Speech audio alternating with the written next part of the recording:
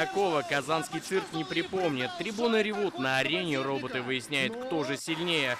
Финала этой битвы ждали все зрители игр. На ринге 100-килограммовые машины. Они развивают скорость до 20 км в час. Управлять ими нужен особый талант. В финале встретились талантливые ребята из России и Индии. Каждый робот в финале уникален и имеет свою возможность победить.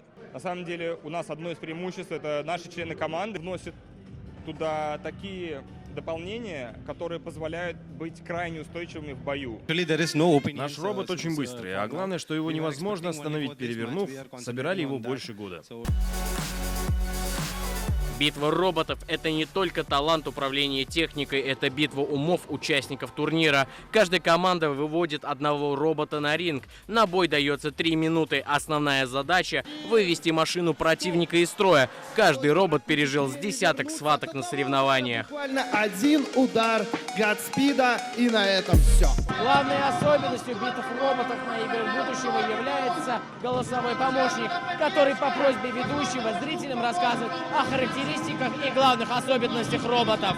Индийский бог скорости с российским папочкой показали самый зрелищный бой. Зрители не могли сдержать эмоций. Собрали большую группу поддержки, которая прямо сейчас будет поддерживать команду, чтобы она вышла в финал и победила. Я смотрю впервые, мне очень нравится, очень эффектно. Это действительно уровень для Казани. Приехали, на самом деле, сюда, с далекого города, Самарской области, для того, чтобы посмотреть это мероприятие. Все очень классно, все нравится. Победителем битвы роботов оказалась команда из Индии. Они протаранили своего оппонента к краю ринга, где буквально сожгли машину.